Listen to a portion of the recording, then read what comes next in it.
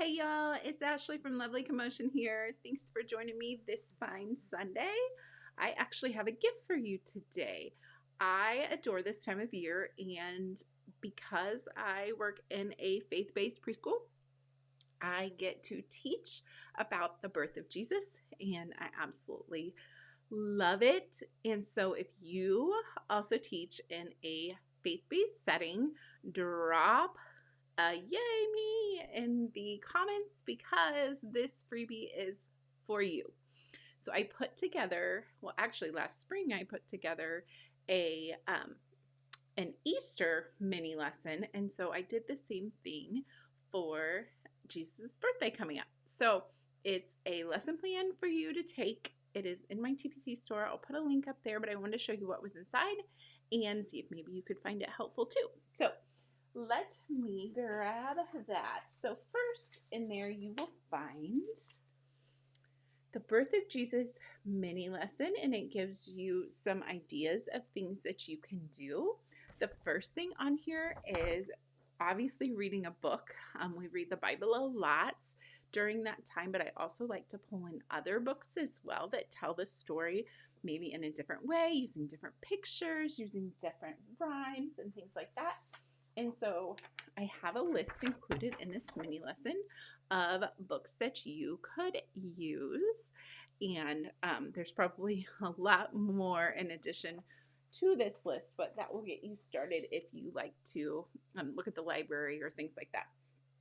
And then after reading aloud, I always like to retell a story. I feel like it helps children more concretely understand the concept because I have found that for my preschoolers, they're very concrete learners, obviously, and this story of the birth of Jesus happened so very long ago that they sometimes have a hard time connecting to it.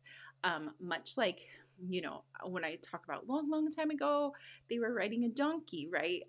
And all they can relate to is cars and car seats. So I'd like to try to make it as concrete as possible by using visuals, songs, movement, anything I can really use their senses and their body to kind of embrace this story. Because sometimes when we just read the book, it's not enough for them to connect to that because they haven't had that experience before, right? They've maybe had a new baby brother or sister and they can connect that to the birth of Jesus, but there's many parts of the story that they don't connect to, like what a stable is, what a manger is, um, a town called Bethlehem. They've most likely never been somewhere like that. So it all looks a little bit different. So that's why I like to make sure that I'm bringing in some concrete pieces. So after we read the book, I like to use, and all this stuff that I'm showing you is included in this unit, and you can just print it out. I like to use a felt board to retell the story. And so here's the stable, and generally what I do is I just glued on some felt so that it will stick to my felt board. You could also use Velcro. And I have the stable, and then I have all of the characters that you can use. Here's a king, here's a king, here's a king. And so I will do this with them. I will walk back through the story, and we have the donkey, and we have Joseph, we have Mary, and they're riding the donkey into town, and we go through this story, and they end up obviously in that stable where baby Jesus is born. Where baby Jesus is born. So then he'll go in there as well. There's an angel, there is a star, there is a shepherd, and a sheep. So kind of covers the basics of the story. And so I print those and retell it on the board, and then I leave that board and all the pieces out for them during free play so that they can reenact the story if they want to as well. So that is included in this free mini lesson. And then I also have a song that is very catchy. I have lots of songs that we sing during this time, obviously, but this one has really stuck, and I like it because it is to Jingle Bells, but it's called Christmas Bells. So many of them already kind of know the tune, but I am sharing that with you too. It is Christmas bells, ring them all the day. God the Father sent his Son on that first Christmas day. Christmas bells, ring them all the day. God the Father sent his Son on that first Christmas day. Thanks for bearing with my singing, but remember, kids don't care if you don't sound like Beyonce or anyone else that sings way better than me. But I like it because it's repetitive and it's kind of a tune they already know. And then we also can incorporate jingle bells in there. I just string some jingle bells onto a pipe cleaner, make it into a loop, and you automatically have something to shake while you are singing Christmas bells.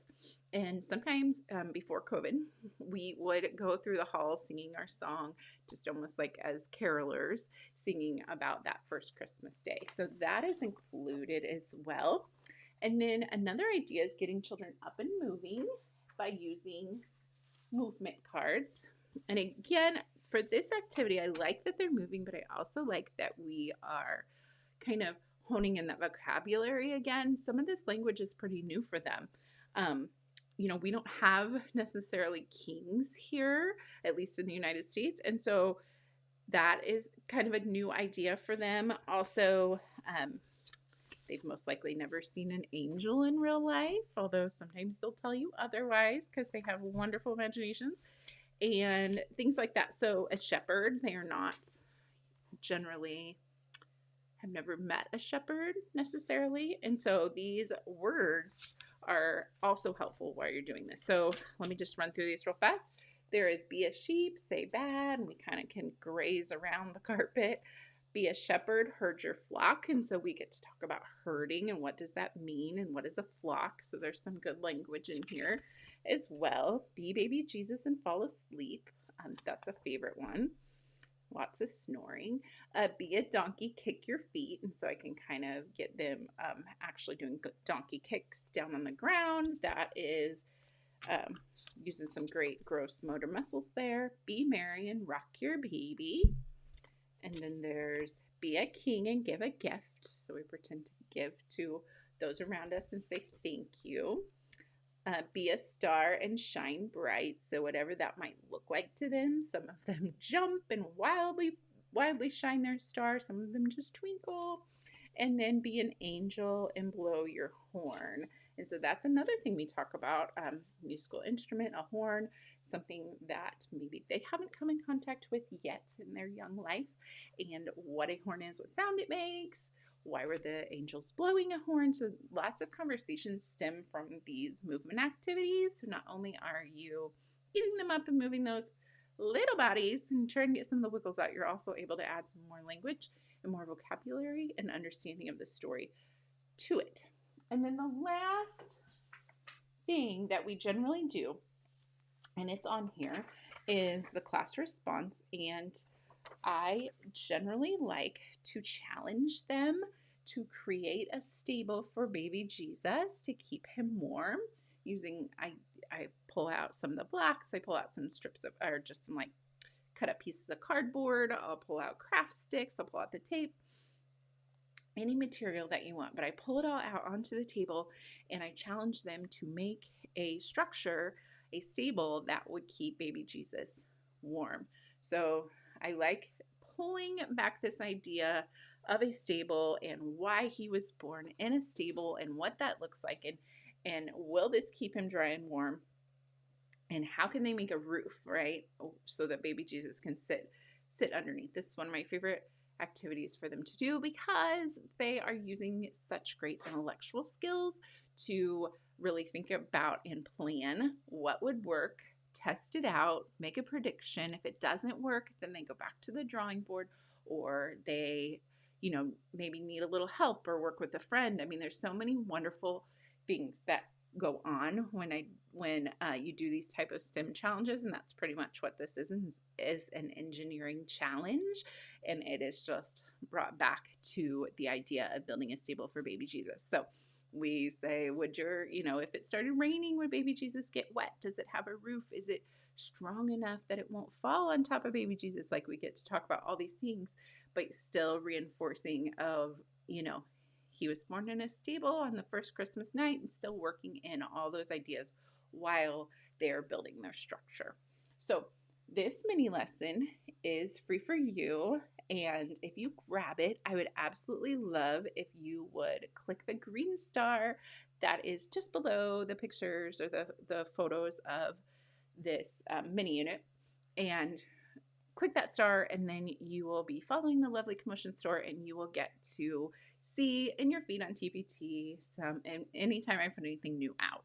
So if you would do that after you grab this, if you are in a faith-based preschool, this is definitely for you. So click the link in the description, go grab it, print it out, and use it, because this has been just part of what we do to teach about the Nativity. But I wanted to share that with you, maybe a time saver for you. And also the Christmas Bells song, super fun, and they will absolutely love that. So please let me know in the comments if you found this helpful, if this is something that you will use, and if you too teach in a faith-based preschool. Guys, have a great Sunday. Thanks for watching. See ya.